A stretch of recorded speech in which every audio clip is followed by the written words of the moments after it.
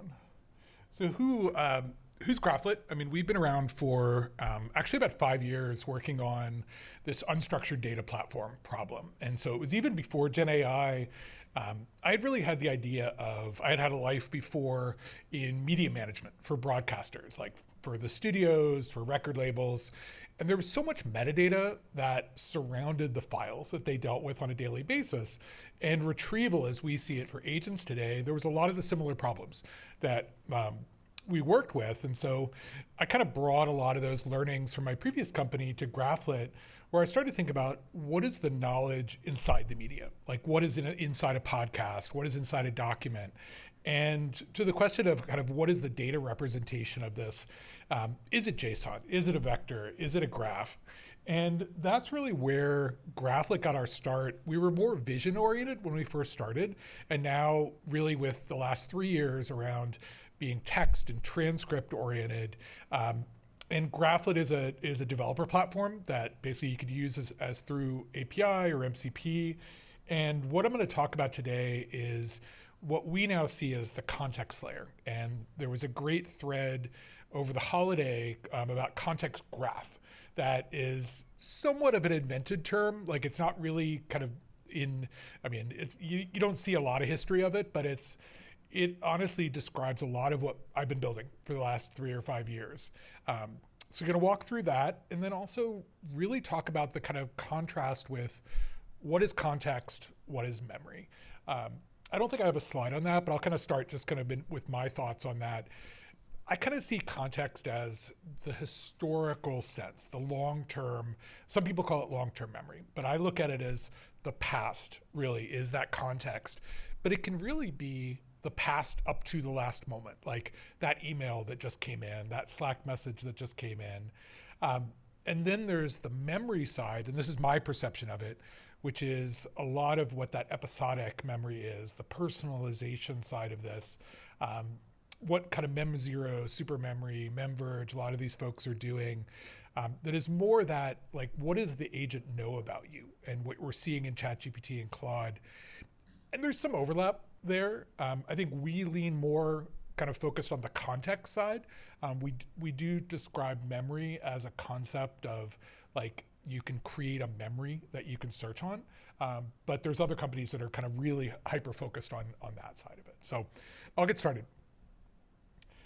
So really, I mean, operational knowledge, operational context.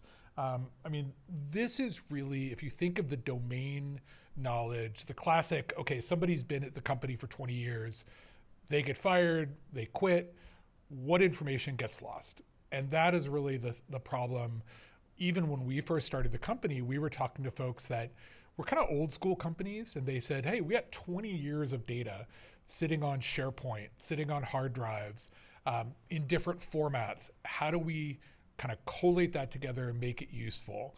And this is even pre-Gen AI. I mean, they were just looking essentially for retrieval. Like, how do I search this data? And now, I mean, it's unstructured typically. I mean, kind of we're in that unstructured world, not the like pure Postgres kind of Snowflake world as a company. But it's really that when context disappears, humans can't find it and agents can't find it. And that's really a big problem of what we're trying to solve these days. And really, I think, I mean, it's multimodal, but it's also multi-source in a lot of ways you can describe it, where when we first started, we had people saying, well, why can't I just use SharePoint for this? I mean, if you ever use SharePoint, you understand why that's impossible. I mean, it's just, search is terrible. I mean, parsing is terrible, has been terrible. I'm sure they're trying to fix it, but for years, it was a horrible data source to try and retrieve data from. And what I kind of looked at this of, for me, it was natural to say multimodal first. I mean, because we were images, we were doing drone imagery, we were doing PDFs of inspection reports, all this kind of stuff. So multimodal was natural. But nowadays, I mean, Zoom recordings, images from a screenshot. I mean, all of this fits into that multimodal domain. And the changing constantly is a really big point where, I mean, a Google Doc might change every 3 minutes. A new Slack message comes in that you're updating a reply or a thread. All of that makes this hard. And it's not just like I'm parsing a piece of text, I'm vectorizing it, putting it in a database. That's not the hard part. It's how do I deal with that constantly changing data source across 10 data sources, across thousands of users in my organization. That's the hard part. And really, so, I mean, how does AI get involved here? I mean, the classic idea of using AI for tagging. I mean, if you think of like Gmail labels, you assign those as a human. Now you're starting to see AI assign those kind of labels. Or iPhoto is a great one of like, how do you categorize your Google Photos, your iPhoto? Those were kind of the earlier ways for AI to get involved. And then the similarity search. I mean, like what Quadrant talked about. I mean, you'll see a lot of relevance here of like, and I know your CEO, and so I like what they do, and I think there's a lot of relevance there. I mean, RAG was the term, kind of the 2023, 2024 term. I take a very kind of open-ended view of RAG, that it's like retrieve it from anywhere. Like it doesn't have to be vector. I mean, you could be now searching the file system. You could be searching full text. Like people get into political and religious debates about that. I'm more pragmatic about RAG. But the other thing is GraphRag was kind of the big hot thing from a couple years ago. And we were kind of doing it from the start, where we said, we're going to index in time. We're going to index in geospace, because that was kind of our history with geospatial. We're going to index in metadata, and we're going to index as a graph. And that was something I came up with like 5 or 6 years ago, just as a natural way to say, how do we describe this data? And what we were doing with the graph indexes essentially is what GraphRag is. And everybody was hot about it maybe 18 months ago, 24 months ago. And for us, it's kind of just a feature. It's just another axis for indexing your data and retrieving your data. And like to the point on the previous talk, you need it all. You need to have that temporal element. You need to have that graph element, especially the metadata element. And that's how AI can help you create that, but also help it on the retrieval side. But the bottom part is, I mean, this is really where this context layer and this context graph kind of topic came up is who is who, what has changed, and when it was true. And that's for us is it's multi-axis indexing, that you need all of those different pieces together to make the proper solution. And I mean, this is kind of a lot of the similar stuff. I mean, you'll see a lot of tools out there now. They're kind of showing the graph view, the graph visualization. We've done it for 5 years, and a lot of it is, I mean, we have it in our product too. I mean, I think it's a great way to explore the data, and they always say like, look at your data. The visualizations aren't solving the problem, but they're letting you understand your data, and hopefully they'll create a feedback loop of, oh, wow, I see this cluster. Maybe I want to now use that as a filter. And so it's another way to navigate your data that a lot of the data visualization and data exploration can help. And for us, it actually is really interesting. Like you sometimes don't realize, oh wait, this is actually connected to this, and this is a cluster of data here. The agents can't really do that visually. I mean, they could if you use like a vision model, but you also need to give them the ability to do that via an API or a tool or something. So let's see. I mean, this is just this was a couple years ago even, I mean, I guess now, but I mean, the numbers are not getting any smaller. I mean, even now, I think the great point early on, there's so much more AI generated data that I bet these numbers are way out of date now. I mean, this was kind of more like unstructured data in the enterprise, and now that's like gone wild. And so I think this problem is only getting harder. And I think this was probably from like our original pitch deck like 5 years ago, and it's like this problem is worse now. And so, I mean, this is what we do. I mean, I won't harp on it too long, but you can check us out.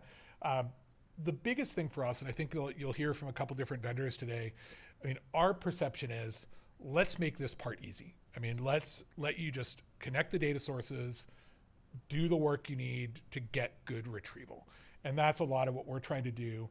But we also have this opinion of it's not just about the vectors, it's about the holistic sense of the relationships. And that's kind of that context layer, I think, of what, we called it a knowledge platform when we first started. It's kind of the same thing. I mean, it's all semantically similar. And like I said, multimodal, model agnostic, you want to work with everybody. And we lean heavily on the managed side. So we're saying, look, it's just an API. Let's take care of it for you. And we'll get into this in a little bit more. Kind of similar flow. I mean, knowledge graph, the different data types. We kind of talked about that a bit. But this is kind of how the platform breaks down. Ingestion. So we're prescriptive in our workflow. We talk about ingestion, indexing, which to us means metadata. So it's, I mean, pull out who is the, like from an XMP in an Adobe document, or EXIF in an image, that kind of metadata. And then you have to have a workflow engine for orchestration. We call data preparation the act of extracting the raw text out of like the PDF, VOCR, or transcription. Like for us, we call that preparation. Some people call it extraction. And then we have an extraction, which that's entity extraction and fact extraction. And then we can also do enrichment, which means take those facts or those entities, go enrich them with another data source. And so that's kind of a join perception, where that could be with Crunchbase, it could be with Wikipedia. And now the one I love lately is Parallel Web Systems. If you played with them, incredible API for web research. And so we actually support them for enrichment now. And the goal is to have that top of funnel, get all your data into some sort of virtual data source, data store, and then the semantic search, the retrieval, that's the other half of the equation. And that's what everybody's talking about now, is how do agents retrieve that data properly? And this is where something, I mean, I think I'll kind of go from the bottom up. I mean, one of the areas that we're very opinionated is, I mean, we say schema first. And I know there are other people that kind of want to be more flexible, maybe for their use case. We're built on schema.org and JSON-LD, which is a very robust, I mean, it's Google's knowledge graph format. And we say, look, a person is a person, an organization is an organization. We're building from those Lego blocks, those building blocks. And there's going to be a percentage of stuff that we can't touch, but we now have 20, 25 entities that are like in our core data model. And we're not getting asked for a lot more right now. Like, it covers a wide swath of what people need, but we're able to add sort of entity packs of extra ones that are in the API. And so that's where we kind of say, look, be opinionated, schema first, be multimodal. I think even a year or two ago, everybody was about, it's all about PDFs. I mean, there's companies that just said, I mean, that's all we're doing is PDFs to RAG. And we kind of said, look, we're everything. I mean, give us an image, give us a video, whatever, give us geospatial data, even CAD. We started off doing CAD drawings and stuff like that too. Then the entities versus names, that's the classic Google string or things not strings. And it's essentially, don't just use the words. There's always going to be metadata, like the company has an address, the company has a number of employees or a CEO. That's an entity, not just the word Microsoft or the word Amazon. So that's something that we're super opinionated about, that I think for us, that means context. It's not just the data retrieval. And then, I mean, the token cost management, I think don't underestimate that this stuff costs money. I mean, entity extraction, fact extraction ends up being a big chunk of your costs. And a lot of times, and that's at ingest time. And we kind of take a more ingest compute time leaning, where we're doing a lot more work up front to make the retrieval easier and faster later and cheaper. So we just talked about that. So extracting real entities. And now this is where I think a lot of the context graph concept and the idea of, I mean, how do you do entity extraction? How do you represent that in a database? And so for us, each of these is a node in our data model. We call it an entity. And underneath the hood, there's JSON-LD as kind of the heart of the payload. But then it has a footprint in the vector database. It has a footprint in essentially a JSON store, is the way we do it today. And so we're kind of indexing it in these different ways so you can retrieve it from any angle. But an LLM is extracting this. And so we're giving it raw data. The LLM says, hey, it's, I don't know, whatever, my resume, and it pulled this back. But you can also, 5 years ago, there was Microsoft's text analytics, and there was AWS products for this. Now you can use any model for this kind of stuff. And so this is sort of the core underpinning, but then you can enrich and cross-reference it with external data as well. And even, I mean, this becomes kind of a recursive thing where you can keep building these relationships between the data. But then also it becomes a constraint. This then becomes something you can filter on.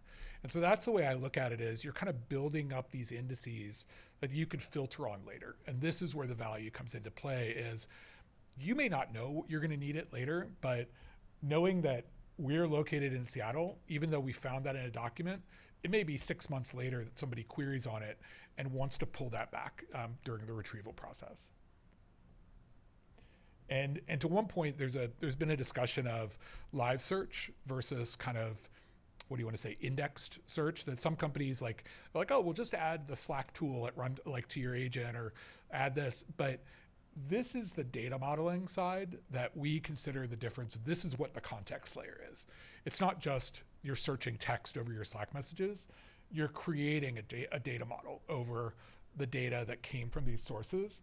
And to us, this is really what has to be done to have a true context layer. So to kind of wrap that back to the start of the conversation.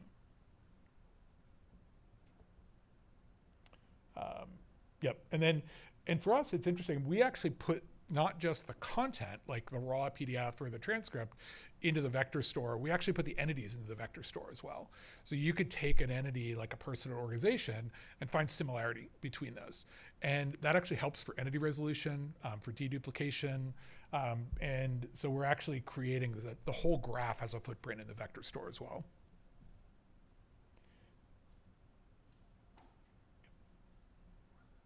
Okay, and this is where it gets kind of interesting, I think, of essentially what you're seeing here. This is your context window.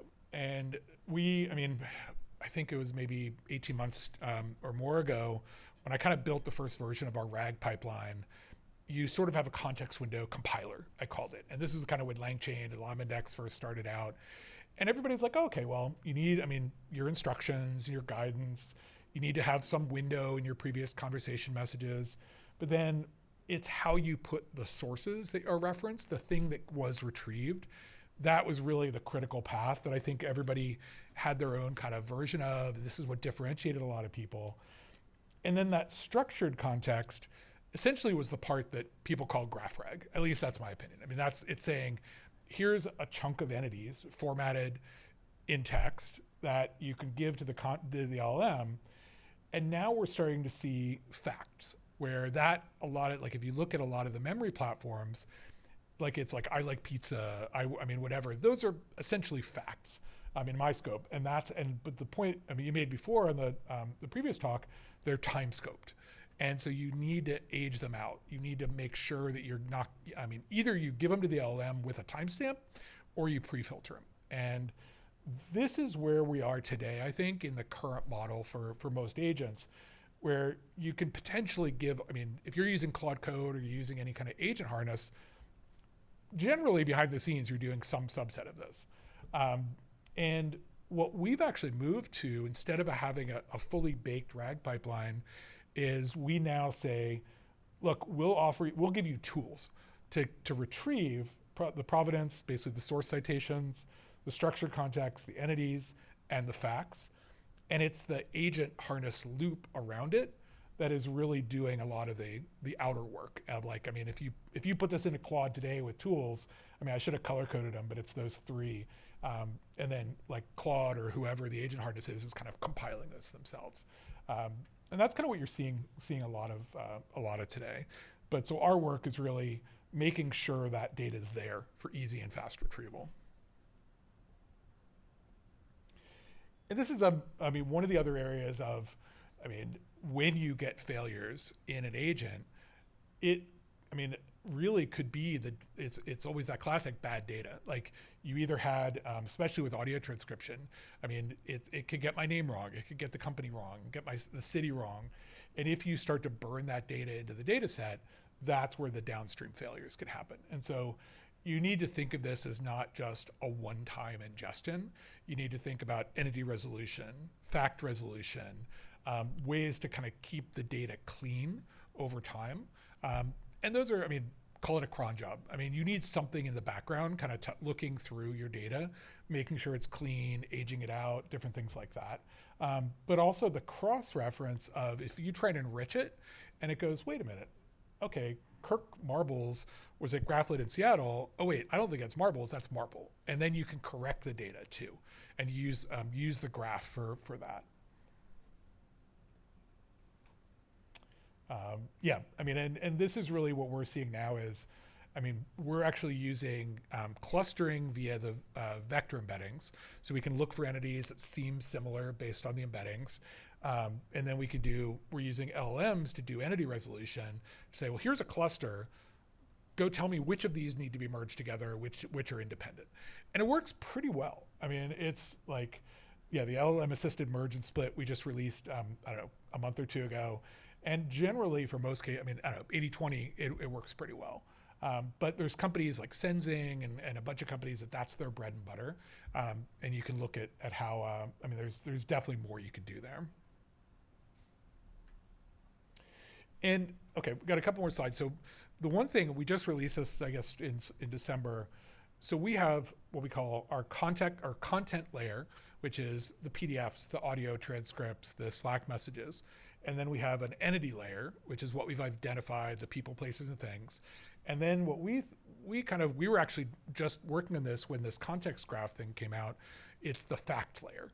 And that really ties everything together, where those are the inferred facts that are entity resolved. Like we'll say, okay, Kirk Marple works at Graphlit in Seattle. Those are 3 different entities: a person, an organization, and a place. But it's a fact. That fact never literally existed in any of the documents that I gave it. But that's like the third layer of what now we're storing in our context layer. And to me, that's really the last magic piece, or one of the last pieces, that now if you have all those different things, but then what we're also doing is categorizing it at the same time, where we're saying that was a decision, that was an approval, that was I can't remember what the other ones are, but they're basically like, it's assertions of this fact, either in a positive or negative sense. And then those facts can change and you need to resolve them over time. And that's really, we haven't gotten so deep into fact resolution yet, but I think there's a whole bunch of work that can be done around that to do that area. And so, and then obviously, I mean, the time is important. Like I worked on the data platform when General Motors bought Cruise. I was working on the data that was coming off the vehicles for testing.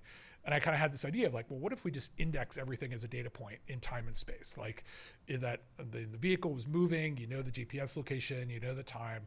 As long as we capture all that, we can have a good data model. And so we've kind of used that same theory here of, if it's a Slack message, you know when it was ingested, when it was authored, who wrote it. I mean, maybe even like geotag a document to know what places it references. Try and keep all of that context. And then like agents need history, not snapshots, because that's that dynamic. Every tool call can give you new data back.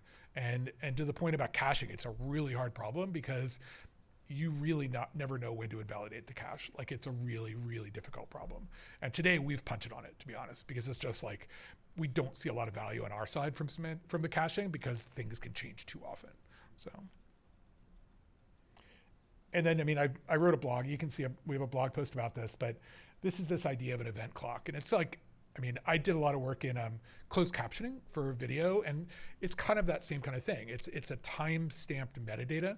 And here we're saying, okay, these facts are kind of like almost like closed captions while you're watching a video, if you're repeating back what like a Zoom recording meeting or something like that.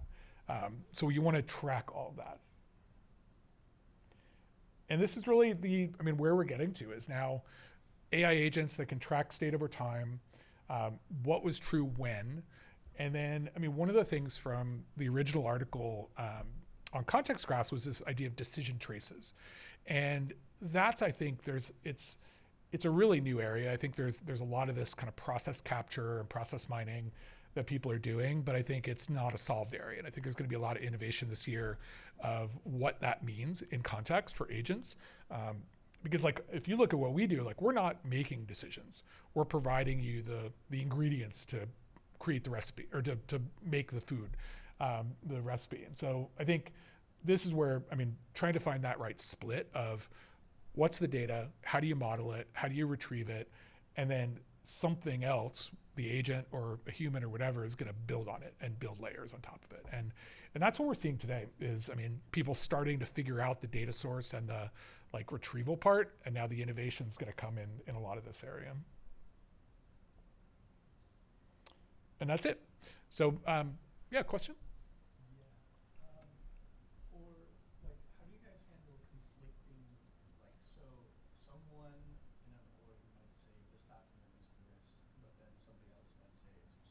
Yeah.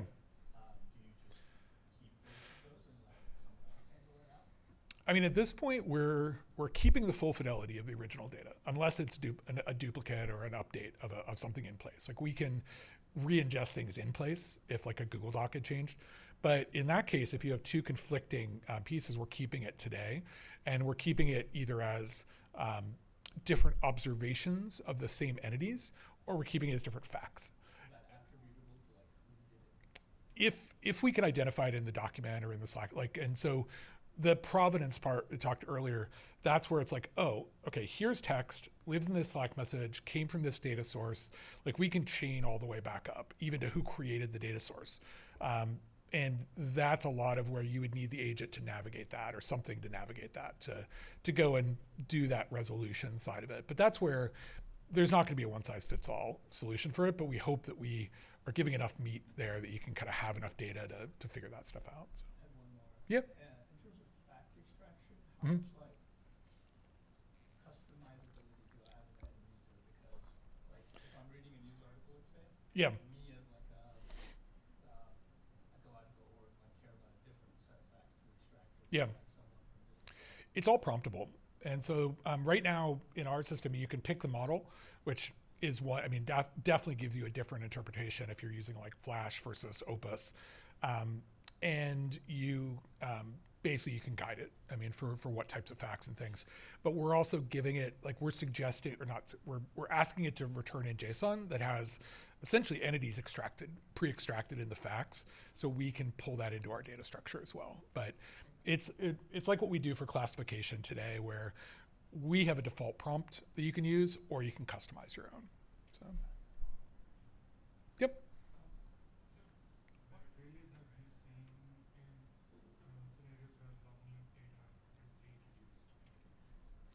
I mean, the one we dealt with for a while was when there's constant change, like with a Google Doc being updated, having to differentiate the diffs essentially of what changed, and then making sure you're keeping the global data context in sync. I think it's one of the hardest problems. And that's where we were seeing a problem where like as the data was changing, the context layer wasn't getting updated quickly enough, and so the customer had to kind of make sure that was being kept in sync with their retrieval.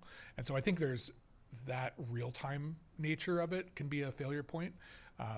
But also we were seeing something where the not having the entities modeled correctly, where it was pulling out things maybe as a generic label, not as, I don't know, a person or an investment or something like that. And so I think it's almost like a data typing problem that they were having too.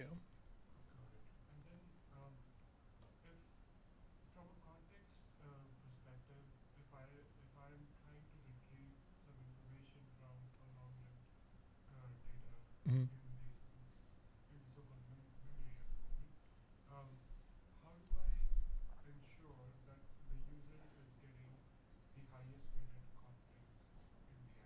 Mm-hmm.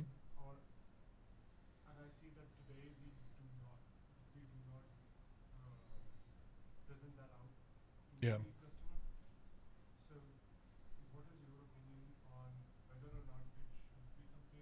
Mm-hmm.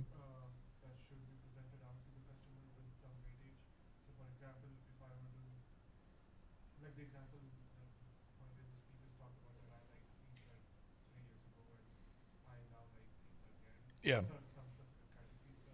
Yep.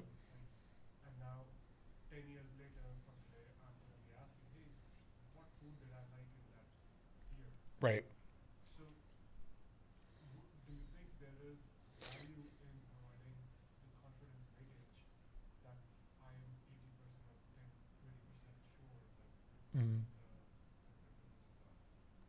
I think it's it's really situational, but I think you can either look at the agent as business logic, where it's the one fusing together these data streams, and that's what we kind of look at as it can try and retrieve the facts, it can retrieve the entities, it can retrieve the context or the content sources, and then the agent with the LM can merge them together and make, and what we want to do is provide those, like the relevance score and the confidence score back to that LLM, that's the part doing that. Now, if you want to push that up to the user, I mean, you essentially just have to format the data for the user in a way that they can be a human in the loop at that. And then it's kind of splitting it into a multi-stage where you're saying, okay, maybe you're summarizing it, you're giving it one of three options to pick from, and then maybe the agent kind of goes back in another loop and fuses that together. But to me, that's more of a human in the loop problem of like, do you want to insert them into the loop or not? But you still have to have an LLM to fuse those different data sources together. It's not going to be one magical answer, I don't think. So. Yeah. Thank you for this talk. Oh, sure. Been following you on Twitter and a lot Oh, thanks. from the blog that you have written. Yep. So I had just one question, like how do you merge these memories on scale? Like when you're going in institutions, you're scaling like your memory system to terabytes of data. How do you merge and split these data as you've mentioned? Like how does the process go? If you can like, talk about that. Yeah, I mean, in our world, I mean, the question about kind of maybe data partitioning, I think is maybe part of the question of, I mean, that's a really interesting point. I think the idea of, I mean, multi-tenancy is kind of one axis. I mean, of looking, okay, what data is per user, what data is global to the organization. I think that's one axis we look at it. And then I think the other ways of, as you're merging and splitting, I mean, it's having the ability to do that across different axes. So, and what we see is an agent would start carving the data down maybe by a time range, if they have a geo read, if it's geotagged or something like that. And so you do this kind of funnel system of narrowing the data set down into something that can then be like re-ranked via relevance. And so that's a way we kind of look at it, is it's like a funnel down into the agent that you're trying to give it a set of data that's not going to overwhelm the context window. And that's where I mean, like I said, data partitioning, we have different concepts like collections and even filtering by data source or filtering by observed entities. And so I think that's where a lot of that innovation will be at the retrieval side to really kind of subset the data correctly, if that answers the question. Yeah, in the back. Not like a direct question. Were you inspired by like crit cells, place cells, those concepts of data science, or No, I'm a classic software guy, so I'm naive to that side of it. like a lot of things that you're talking about like geospatial. Yeah. Really relate back to that. There's Oh, cool. like neuroscience research that could I should definitely do some more research on that. Yeah. influence some of the things you're working on, because they definitely Mm-hmm. relate back to. It sounds like you've created a more like strict ontology of Mm-hmm. your data schema, like more like humans have. Yep. This is bad. This is safe. Like fight or flight, Mm-hmm. and then related like larger vectors back to those specifically, so you can search them faster and easier. I mean, the one of the big core things we kind of came up with several years ago was like observations of. And so you observe entities in content. And that kind of made all this hang together, where you're like observing something on an image, in a page of text, at a point in time in audio, and like that, those are kind of our edges per se. And then I think, I mean, I'd be curious if that, like, I doubt we invented that, but it's like, it probably is relevant from something in that space too, but I'll definitely have to do more research on that. You probably find it really interesting. Yeah, no, that's super cool. I mean, I think part of it is, like, I came from, I mean, not a classic ML background, like, and so I think I came at more out of software distributed systems and did a lot of work like actor models and stuff like that. I think there's a lot of relevance now in agents and kind of learning from those domains, but it's been a super interesting space to kind of blossom into. So, anybody else? Yep.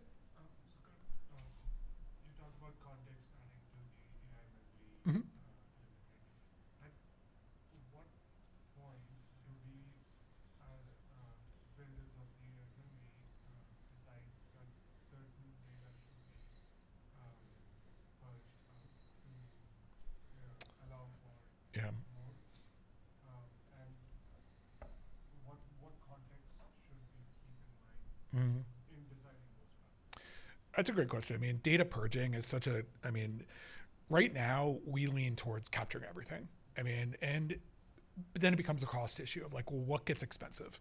I mean, embeddings are generally very cheap now and not even the big. I mean, our biggest thing is data extraction, entity extraction, both from a token cost and a time cost.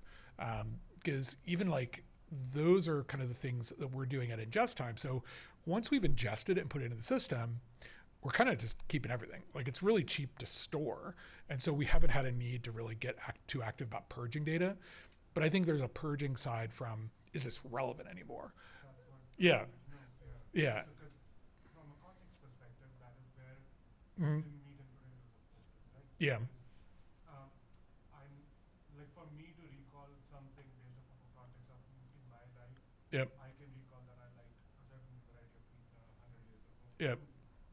But because I have that context of taste of how it tasted or how it smelled, right? Yeah. Does from an EF memory perspective is like how do we factor in the context?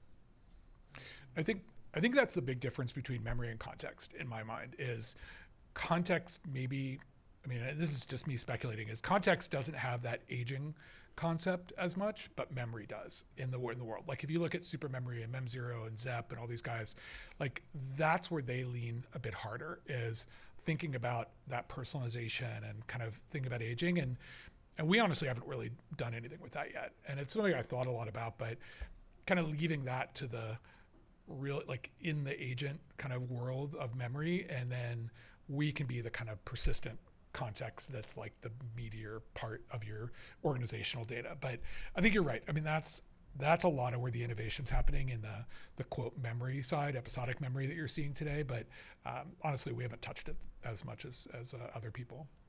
Because what got me curious about it was when Members was talking about the example that somebody's working on ChatGPT and now they have moved on to different Yeah. LLMs, but they do want to identify a way to bring their context onto the data. Yeah. Because they cannot physically move their information. ChatGPT is not available. And that, I mean, and we've kind of solved that by, you can connect our MCP server to both of them. And essentially you're just delegating that memory or that context to an MCP through an MCP connection. And that works, but it's not the same as like the true agent memory. Yeah.